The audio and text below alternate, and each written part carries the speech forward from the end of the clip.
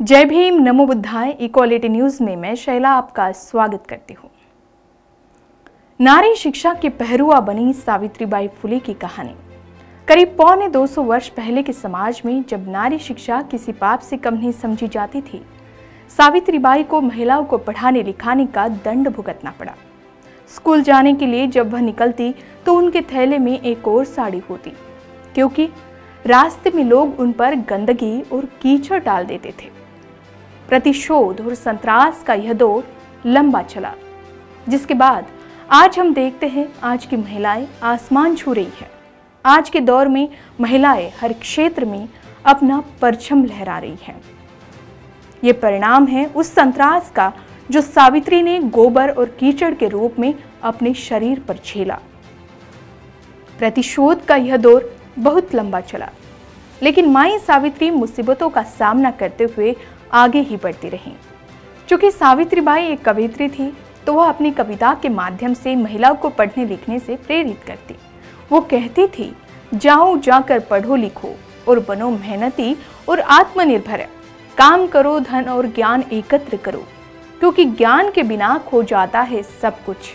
ज्ञान के बिना हम बन जाते हैं पशु। इसलिए खाली न बैठो, जाओ जाकर शिक्षा लो। दमितों और पीड़ितों के दुखों का अंत करो। सुनहरा मौका न गवाओ सीखने का।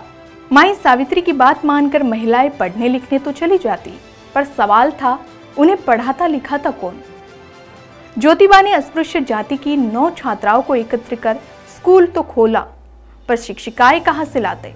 लिहाजा पहले पति फिर मिसेज मिशेल के नॉर्मल स्कूल से प्रशिक्षण लेकर यह जिम्मेदारी संभालनी पड़ी खुद सावित्रीबाई को। बता दें कि सावित्रीबाई फुले की कविताएं काफी प्रचलित है।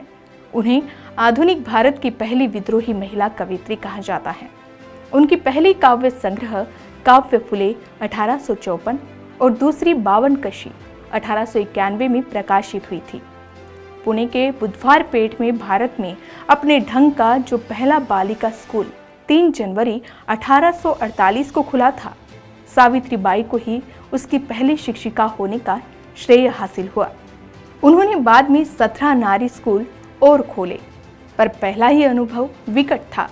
फुले दंपति ने स्कूल की प्रेरणा सिंथिया फेरार नामक 31 वर्षीय अमेरिकी महिला द्वारा अहमदनगर के अमेरिकन मिशन में चलाए जा रहे लड़कियों के स्कूल से ग्रहण की थी, जो उन्होंने वर्ष 1827 में भारत आने के बाद खोला था। विरोधों के बावजूद वर्ष 1829 तक इस स्कूल में करीब 400 लड़कियां पढ़ रही थी। वर्ष 1830 के दौरान भी पुणे के शनिवार वाड़ा में गुप्त रूप से 7-8 लड़कियों के लिए स्कूल चलाए जाने का उल्लेख मिलता है, लेकिन ये सभी लड़कियां सवर्ण समुदाय की थी। विरोधों के बीच भी फुले दंपत्ति का स्कूल डंकी की चोट पर चल रहा था और उसमें पढ़ने वाली लगभग सभी लड़कियां वंचित वर्ग से थी।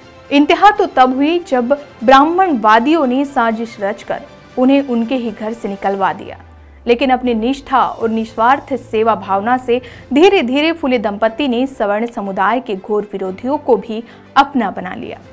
एक दिन ऐसा आया जब सवर्णों के उकसावे पर उन्हें जान से मारने की कोशिश करने वाले गोंडीराव नामदेव कुम्हार और रौद्रे खुद उनके शिष्य हो गए। इनमें एक तो उनका अंगरक्षक बन गया। नारी शिक्षा की पहरुआ बनी सावित्रीबाई फुले की बात करें तो 3 जनवरी 1831 को सातारा जिले के नायगांव नामक छोटे से गांव में खंदोजी नेवसे और लक्ष्मी के घर पर जन्मी थी सावित्रीबाई। ज्योतिबा से विवाह के समय उनकी उम्र महज 9 वर्ष की थी। सावित्रीबाई ने पति की तरह अपने जीवन को विधवा विवाह, बाल विवाह, महिला मुक्ति, सती प्रथा, विशेषकर वंचित वर्ग की महिलाओं के शिक्षण और अंधविश्वास एवं अस्पृश्यता निवारण जैसे सामाजिक सुधारों को समर्पित किया। धार्मिक संस्कारों में उच्च कुलों के एकाधिकार को तोड़ने के लिए दोनों ने ब्राह्मण पुरोहित के बगैर ही विवाह संस्कार आरंभ कराया, जिसे मुंबई उच्च न्यायालय ने भी मान्य किया। 28 जनवरी 1853 को दुष्कर्म पीड़ित गर्भवती स्त्रियों के लिए उन्होंने बाल हत्या प्रतिबंधक गृह की स्थापना की। साथ ही विधवा विवाह की परंपरा शुरू की। 24 सितंबर 1873 को सत्य शोधक समाज की स्थापना उन्हीं की देन है। सावित्रीबाई को पहले किसान स्कूल के संस्थापक होने का श्रेय भी जाता है। फुले दंपति के संगठित संघर्ष का ही नतीजा था कि सरकार को कृषि कानून पास करना पड़ा।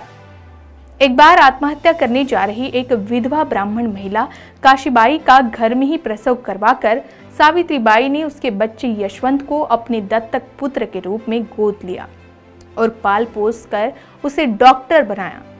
वर्ष 1897 की बात है। प्लेग के भीषण प्रकोप से मुंबई वासी जब चूहे की तरह मर रहे थे, तब खुद की जान की परवाह किए बिना सावित्रीबाई ने प्लेग रोगियों की सेवा में दिन रात एक किया हुआ था। दुर्भाग्य से 10 मार्च 1897 को इस महामारी ने उन्हें भी निगल लिया।